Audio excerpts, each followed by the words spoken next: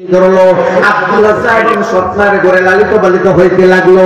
ওরে বন্ধু, নিয়তিকে লেখা কিছুদিন পরে দেখা যায় আব্দুল উজ্জার বাবাও দুনিয়া থেকে বিদায় হয়ে যায়। যেই সন্তানটা ছোটকালে মা হারাইলো, সেই সন্তানটা কিছুদিন পরে আবার তার বাবাও হারাইলো, একেবারেই অসহায় হয়ে গেল। ওরে বন্ধু, আব্দুল উজ্জা এইভাবে কিছুদিন পরেই দেখা গেল তার সৎ মা নিয়ে আব্দুল উজ্জার চাচার কাছে নিয়ে গেল। ডাক দিয়ে বলে, রে আব্দুল উজ্জার চাচা, আমি তোমার বাতিজাকে লালন পালন করা সম্ভব হবে না, তোমার বাতিজার লালন পালনের দায়িত্ব তুমি গ্রহণ করো, আমার পক্ষে সম্ভব না। আব্দুল উজ্জাকে আবার আব্দুল উজ্জার চাচার কাছে দিয়ে আসলো। আব্দুল উজ্জার চাচার তত্ত্বাবধানে আব্দুল উজ্জা বড় হইতে লাগলো। ওরে বন্ধু, আব্দুল উজ্জা যখন কিছু বড় হয়ে যায়, তাকাইয়া দেখে আব্দুল উজ্জার চাচা লাত মানাত উজ্জাতের পূজা করে, আর দেখা দেখি আব্দুল উজ্জাও লাত মানাত উজ্জাতের পূজা করে। ওরে বন্ধু, আব্দুল উজ্জার চাচার দেখা দেখি মূর্তির পূজা করে, আব্দুল উজ্জার চাচা যখন দেবতার পূজা করে, আব্দুল উজ্জাও দেবতার পূজা করে। এর বন্ধু, চাচা যেই কাজ করে বাতিজাও এই কাজ করতে শুরু করে দিয়েছে। এইভাবে করতে করতে আব্দুল উজ্জা পা হাঁটি পা করে বড় হয়ে গেল। ওরে বন্ধু, আব্দুল উজ্জার চাচা যেই কাজগুলা করে আব্দুল উজ্জাও সেই কাজগুলা করে। চাচা ব্যবসা করে, আব্দুল উজ্জাও ব্যবসা করে। এক পর্যায়ে চাচার ব্যবসা আব্দুল উজ্জা শিক্ষা গ্রহণ করিয়া নেয়। এর বন্ধু শোনো, আব্দুল উজ্জা চাচার কাছ থেকে ব্যবসা শিক্ষা গ্রহণ করার পরে আব্দুল উজ্জাকে পুঁজি দিল চাচা। এবার চাচার পুঁজি পাইয়া আব্দুল উজ্জা ব্যবসা করতে শুরু করে দিয়েছে। ব্যবসা করতে করতে আব্দুল উজ্জা মোটামুটি 12 টাকার মালিক হয়ে গেছে। ওরে বন্ধু, এই দিক থেকে আপনারা নবী বিশ্বনবী প্রকাশ্যে কালিমার দাওয়াত দিতে শুরু করে দিয়েছে। আব্দুল উজ্জা তখন সময় একজন স্বাবলম্বী ব্যবসায়ী। এমন সময় আপনার আমার নবী বিশ্বনবী প্রকাশ্যে কালিমার দাওয়াত দেয়। আব্দুল উজ্জা একদিন কাবা ঘরের সামনে যাইয়া দেখে, রে বন্ধু, আপনার আমার নবী বিশ্বনবী দ্বীনের দাওয়াত দিতেছে, কালিমার দাওয়াত দিতেছে, দ্বীনের তালকিন দিতেছে, কালিমার তালকিন দিতেছে, সাহাবায়ে কেরামের সঙ্গে দ্বীন সম্পর্কে কথা বলতেছে। আব্দুল উজ্জা দূর থেকে দাঁড়াইয়া আপনার আমার নবী বিশ্বনবীর কথাগুলা শুনতেছে। ওরে বন্ধু, শুধু তা না, আব্দুল উজ্জা আপনার আমার নবীকে এই দিন প্রথম দেখলেন। যখন বিশ্বনবীর চেহারা মুবারক দেখলেন, আব্দুল উজ্জা দূর থেকে দাঁড়াইয়া নবীর চেহারার মুবারকের আকর্ষণে আকৃষ্ট হয়ে যায়। আরে বন্ধু শুনো, শুধু তাই না রে বন্ধু, আব্দুল উজ্জা বিশ্বনবীর কথাগুলা শুনিয়া, আব্দুল উজ্জা বিশ্বনবীর কথাগুলা শুনতে পাইয়া নবীজির কথার প্রেমে পড়ে গেল। নবীজির চেহারার যে সৌন্দর্যতা, সৌন্দর্যতার প্রতি আব্দুল উজ্জা আকৃষ্ট হয়ে যায়। এর বন্ধু, যতক্ষণ পর্যন্ত আপনার আমার নবী বিশ্বনবী সেখানে কথা বলতেছিল, আব্দুল উজ্জা ততক্ষণ সেখানে দাঁড়াইয়া আপনার আমার নবীর কথাগুলো শুনতেছিল। ওরে বন্ধু, নবীজি যখন কথা বলা বন্ধ করে দিয়েছে, আব্দুল উজ্জা চলে গেল। পরের দিন আবার যথাসময় আব্দুল উজ্জা কাবা ঘরের সামনে চলে গেল। যাইয়া আপনার আমার নবীর চেহারা মুবারকের দিকে তাকাইয়া রইল। ওরে বন্ধু, নবীজির চেহারার দিকে যতই তাকায় আব্দুল উজ্জা ততই আকৃষ্ট হয়ে যায়। জোরে বলেন আল্লাহু আকবার।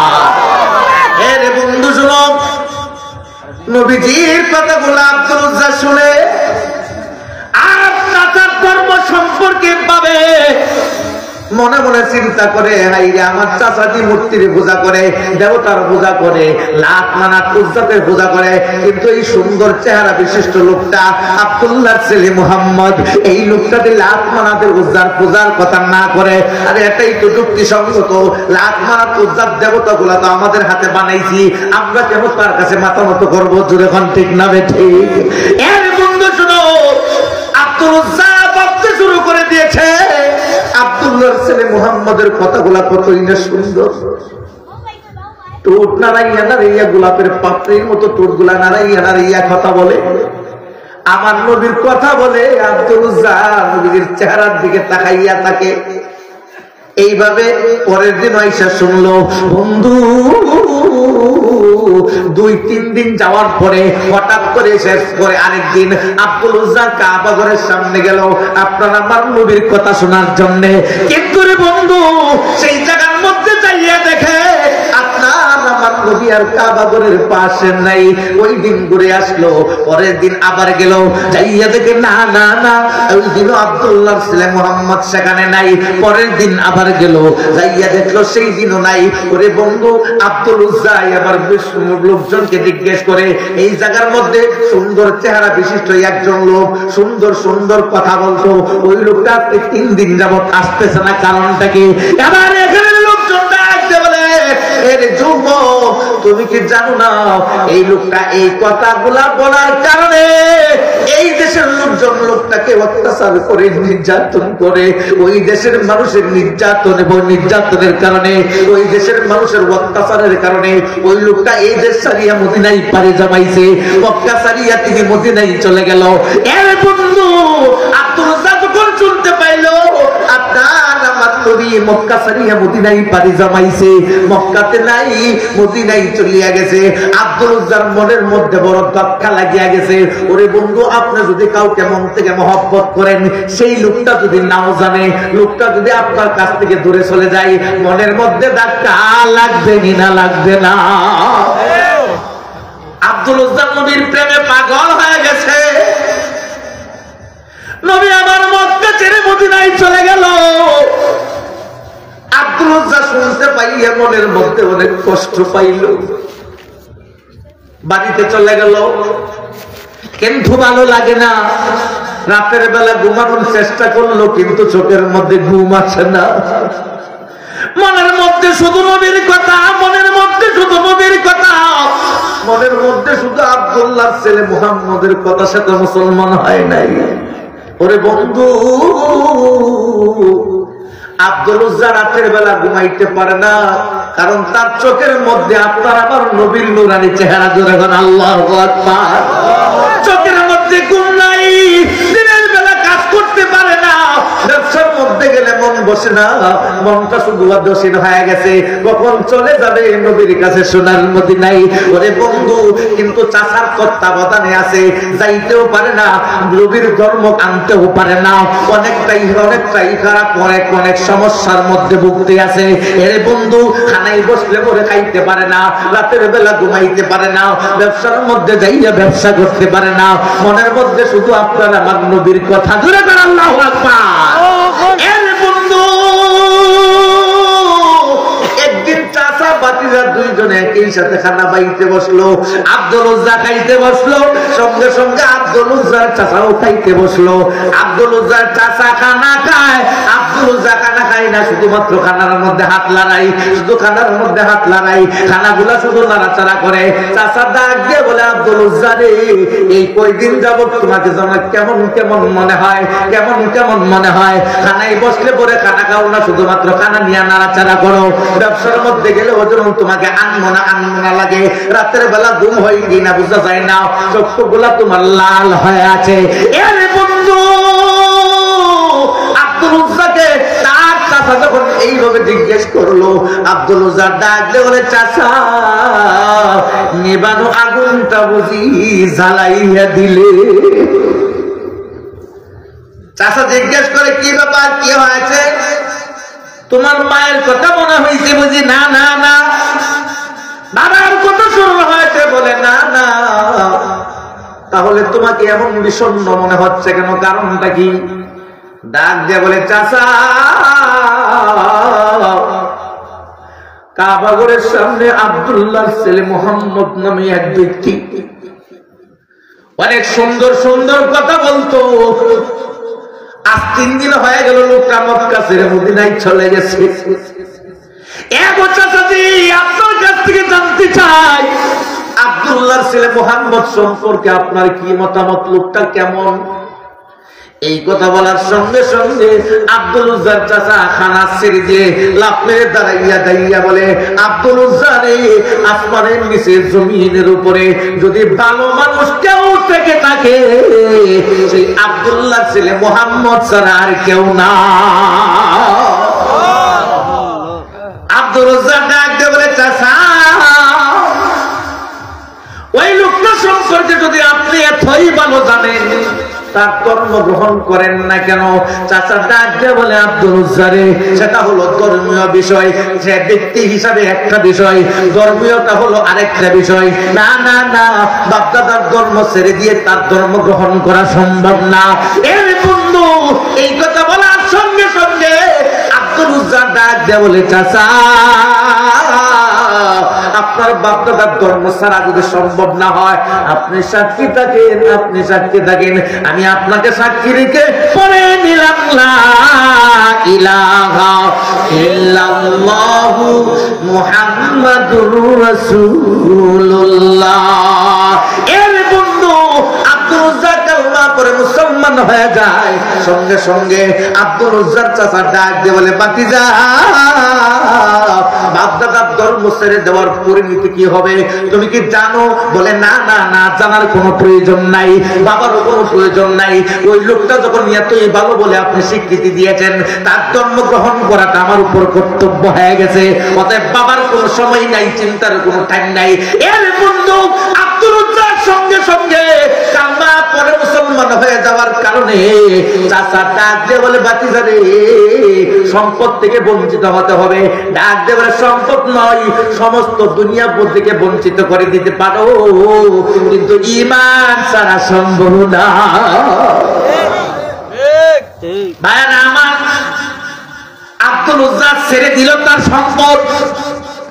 ডাক দিয়ে বলে, বাতিজা তোমার পরনে যে কাপড়গুলো আছে সেই কাপড়গুলো আমার টাকার কেনা, সেই কাপড়গুলা ছেড়ে দিতে হবে। আব্দুল উজ্জা একটা একটা করে কাপড় খুলতে লাগলো। ওরে বন্ধু, পরনের সকল কাপড় খুলে ফেললো, শুধুমাত্র লুঙ্গিটা বাকি। ডাকতে বলে, চাচা সকল কাপড় খুলে গেলাম, আপনি পাইলেন কিনা? চাচা ডাক দিয়ে বলে, না রে বাতিজা, এখনো একটা কাপড় বাকি আছে। ডাক দিয়ে বলে, চাচা পরনের লুঙ্গিটা আপনার কাছে আমি ভিক্ষা চাই,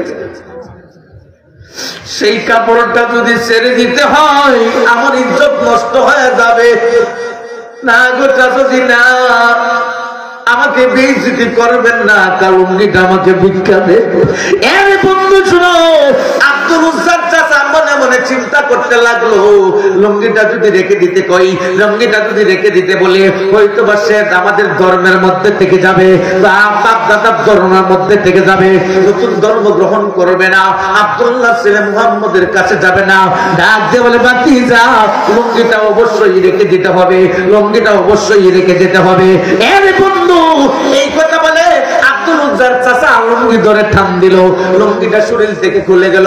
আব্দুল উজ্জা চোখটা বন্ধ করিয়া আল্লাহর দরবারে ডাক দিয়ে বলে, রে মালিক, একমাত্র তোমার উপরই মানার কারণে, তোমার বন্ধুর উপরই মানার কারণে আজকে সম্পদ ছেড়ে দিলাম, শরীরের সকল কাপড় গুলা খুলে ফেললাম। ওগো আল্লাহ, ইজ্জতটা পর্যন্ত নষ্ট হয়ে গেল, তুমি কুদরতি ভাবে আমার ইজ্জতের হেফাজত করো। ওরে বন্ধু, আব্দুল উজ্জা সেখান থেকে দৌড় মারলো, সৎ মায়ের দরজার মধ্যে যাইয়া দাঁড়াইলো। ডাক দিয়ে বলে, মা, আমি আব্দুল উজ্জা আপনার দরজার মধ্যে উপস্থিত। আব্দুল উজ্জার ডাক শুনিয়া সৎ মা দৌড়াইয়া দরজায় আসলো। দরজা খুলিয়া দেখে আব্দুল উজ্জা একেবারে বস্ত্রহীন অবস্থায় আছে। সৎ মা সঙ্গে সঙ্গে চোখের মধ্যে হাত ধরে বলে, ডাক দিয়ে বলে, আব্দুল্লাহ, আব্দুল্লাহ, তোর তো টাকার কোনো অভাব নাই, সম্পদের কোনো অভাব নাই, তোর বস্ত্র কোথায়, কাপড় কোথায়, তুই বস্ত্রহীন কেন? এবার আব্দুল উজ্জা ডাক দিয়ে বলে, মা, একমাত্র নবী মুহাম্মদুর রাসূলুল্লাহর উপর ঈমান আনার কারণে চাচা সম্পদ থেকে বঞ্চিত করে দিয়েছে, শরীরের কাপড়গুলা খুলে রেখে দিয়েছে।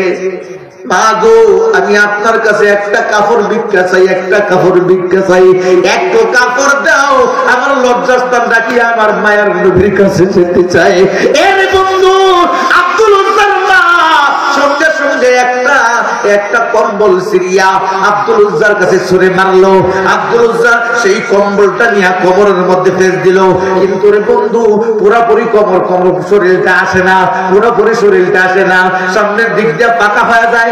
আব্দুল উজ্জা আবার সাইড দিয়া কম্বলটা পেছাইয়া ওরে বন্ধু মাকে ডাক দে, বলে মা যেই দেশে নবী নাই সেই দেশে আমিও থাকবো না। আব্দুল উজ্জা আবার রওনা করলো আমার নবীর দেশে। মক্কা ছেড়ে মদিনার দিকে পাড়ি জমাইলো।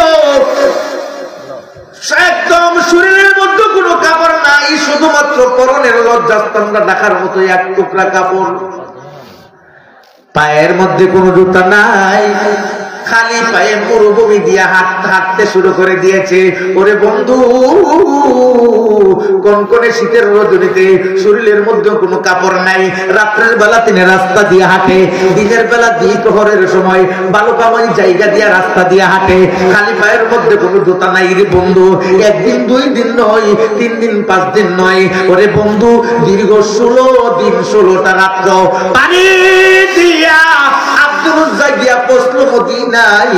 মদিনায় যেদিন ঢুকলো তখন রাত্র চলতেছিল।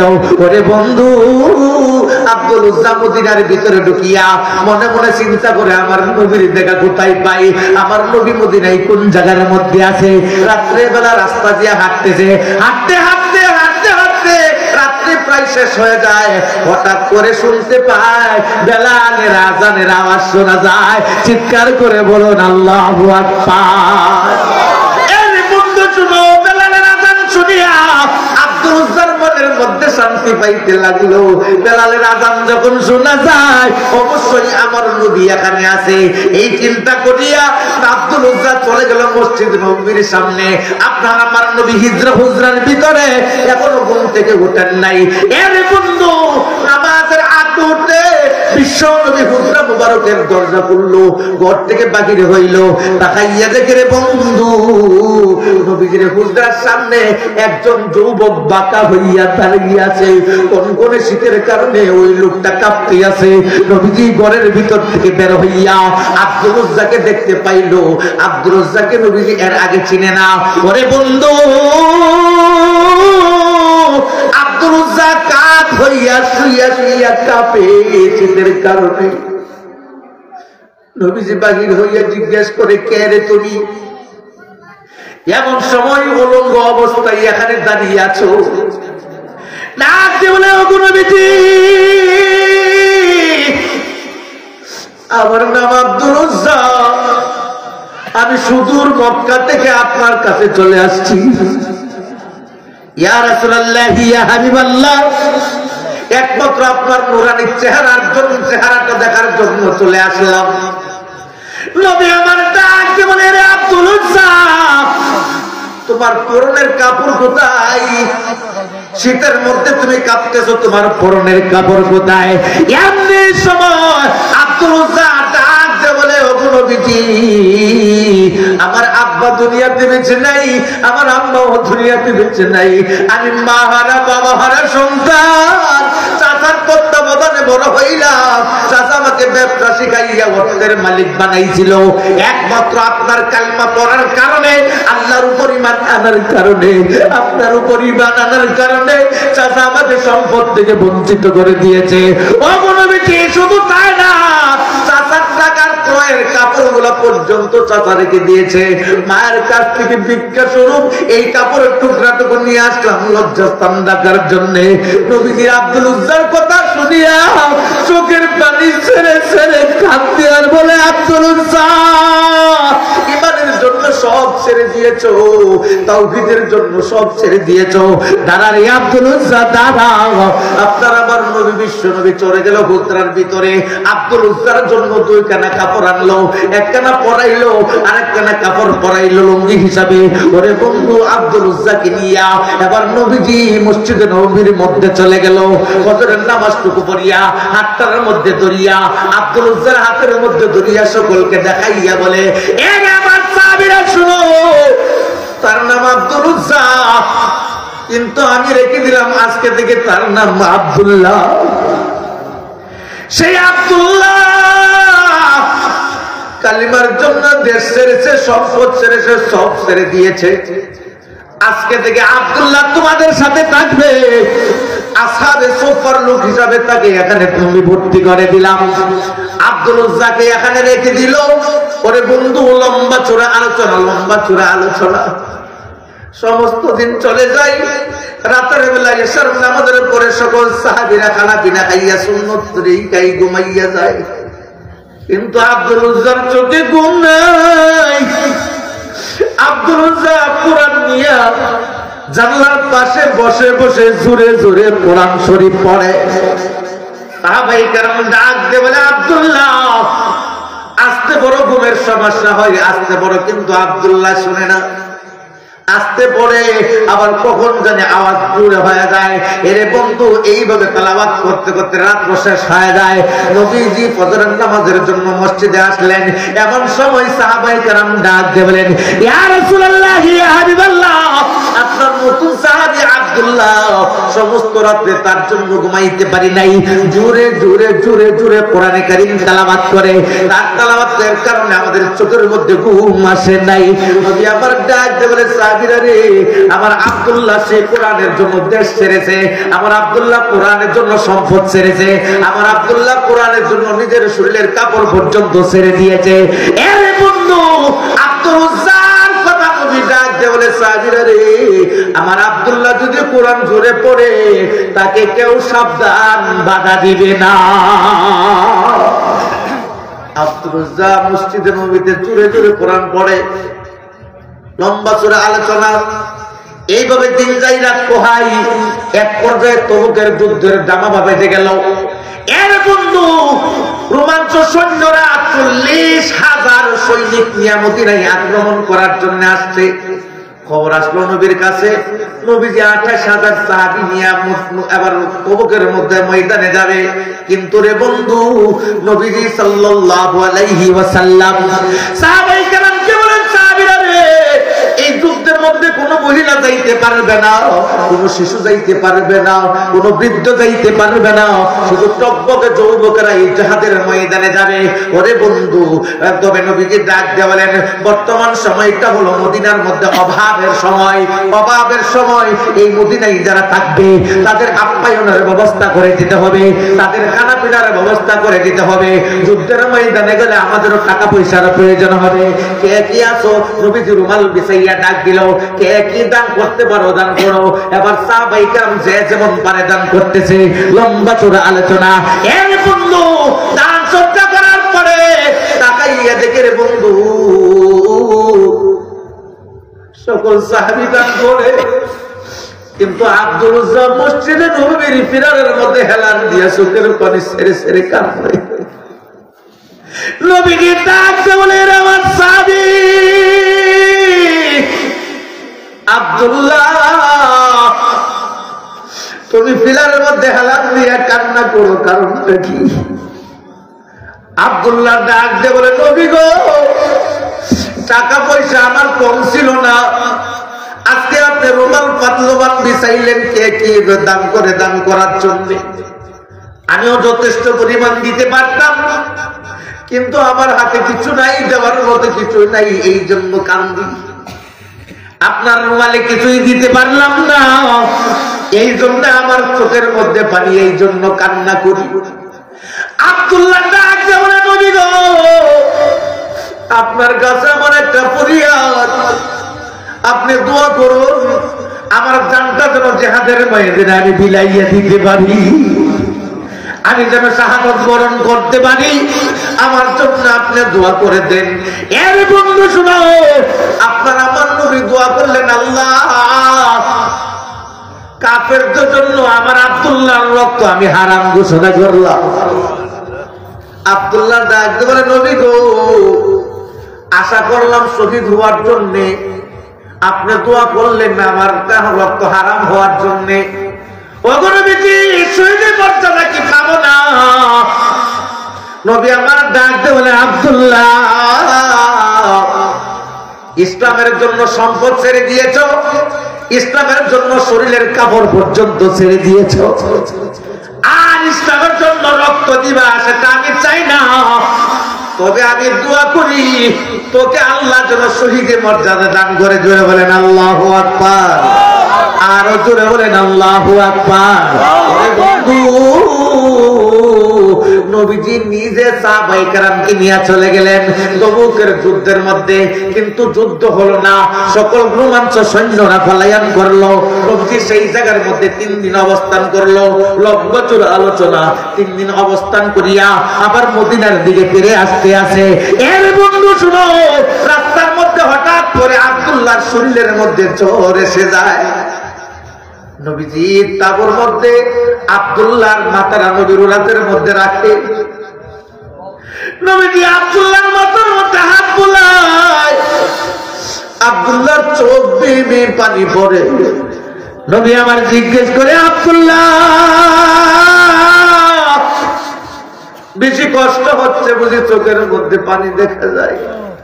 মা বাবার কথা স্মরণ হয়েছে। আব্দুল্লাহ ডাক দিয়ে বলে, নবী গো, মা বাবার কথা স্মরণ হয়েছে, কথা সত্য, কিন্তু আপনার হাত বোলানো, আপনার মায়া মমতা, আমার আব্বা আম্মার কথা আরো বেশি স্মরণ হয়ে গেছে। জোরে বলেন সুবহানাল্লাহ।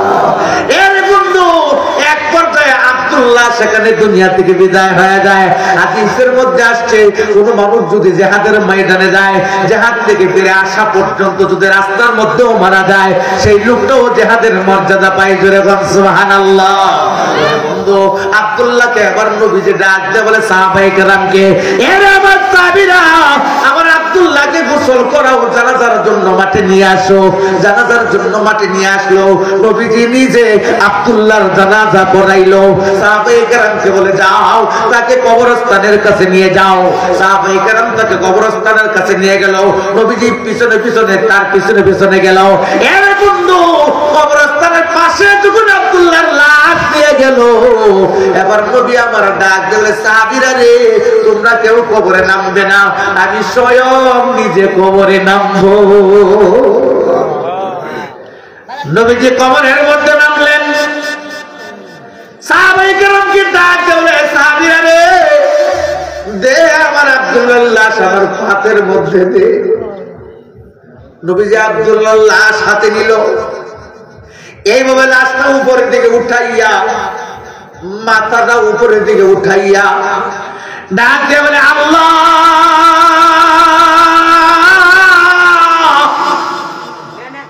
আমি আমার আব্দুল্লাহর উপর রাজি এবং খুশি। আল্লাহ, তুমি নিজে আমার আব্দুল্লাহর উপর রাজি হয়ে যাও। জোরে কোন আল্লাহু আকবার। ওরে বন্ধু, সেটা কত ভাগ্যবানের কথা। নবীর লাশ হাতে নিয়ে বলে, আল্লাহ, আমি আমার আব্দুল্লাহর উপর রাজি এবং খুশি, তুমি তার উপর রাজি খুশি হইয়া যাও। এর বন্ধু শুনো, নবী আমার বলেন, ওগো আল্লাহ, আমার আব্দুল্লাহর লাশটা এখন আমি আমার হাত থেকে তোমার রহমতের হাতে স্থানান্তর করতেছি। আল্লাহ, তুমি আব্দুল্লাহর উপর খুশি হইয়া যাও। এই কথাগুলা শুনিয়া কবরের পাশে যে সমস্ত সাহাবীরা আছে, প্রত্যেকেই কবরের উপর মাটির মধ্যে গড়াইয়া গড়াইয়া কাঁদতে শুরু করছে। ওরে বন্ধু, তাদের মধ্যে অন্যতম হযরত সাদ ইবনে আবি ওয়াক্কাস রাদিয়াল্লাহু তাআলা। সাদ ইবনে আবি ওয়াক্কাস রাদিয়াল্লাহু তাআলা মাটির মধ্যে গড়াইয়া গড়াইয়া কাঁদে আর বলে, আব্দুল্লাহ রে, তুই কত ভাগ্যবান রে আব্দুল্লাহ।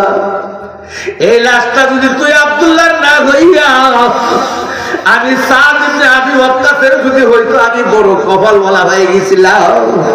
আব্দুল্লাহ, স্বয়ং নবীজি বলতেছে, নবীর হাত থেকে আল্লাহর রহমতের হাতে স্থানান্তর করতেছে। কতই ভাগ্যবান রে তুই। ওরে আব্দুল্লাহ, তুই কত ভাগ্যবান। নবী তোর উপর খুশি, আল্লাহকেও খুশি হওয়ার কথা বলে। তোর মতো ভাগ্যবান কে আছে রে বন্ধু? এর বন্ধু, আব্দুল্লাহ ইমানের জন্য সব ছেড়েছে, সব ছেড়ে দেওয়ার পরে এমন একটা জায়গা পাইলো, যেই জায়গাটার জন্য স্বয়ং আল্লাহ দোয়া করেছে। স্বয়ং আল্লাহ দোয়া, স্বয়ং নবীজি দোয়া করার কথা বলছে, ওরে উম্মত তোমরা জান্নাতুল ফেরদাউসের জন্য দোয়া করবা। আরে বন্ধু শুনো, আব্দুল্লাহ সম্পদ ছেড়ে দিয়েছে, আব্দুল্লাহ দেশ ছেড়ে দিয়েছে, আব্দুল্লাহ কাপড় ছেড়ে দিয়েছে একমাত্র ঈমানের জন্য।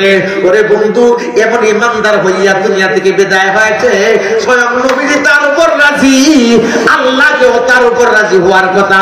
স্বয়ং নবী বলেন, জুড়ে বলেন আল্লাহু আকবার। বড়ই ভাগ্যবান, জুড়ে কোন ঠিক না বেঠে? এ ভাই, এমন ঈমানদার হওয়ার দরকার আছে না নাই? এই ঈমানদার হওয়ার পরে যারা নাকি ঈমানের খাতিরে দেশ ছাড়ছে, গ্যাস ছাড়ছে, সম্পদ ছাড়ছে, আমাদেরকে যদি বলা হয় ঈমান রক্ষার জন্য বাড়ি ছাড়তে হবে, জিহাদের ময়দানে যেতে হবে, মাঠে ময়দানে যেতে হবে, আমাদের মতো কাপুরুষ আর কেউ নাই। জুড়ে কোন ঠিক না বেঠে? ঘরের দরজা বন্ধ করে ঘরের ভিতরে ঢুকে যায়। আরে ভাই শোনো, ইসলামের জন্য, ঈমানের জন্য, কালিমার জন্য, তাওহীদের জন্য বুকের কাদা রক্ত যদি ঢেলে দিতে হয়, কারা কারা ডালতে রাজি? দুটো আল্লাহকে দেখায় দেয়। রাজি আছে?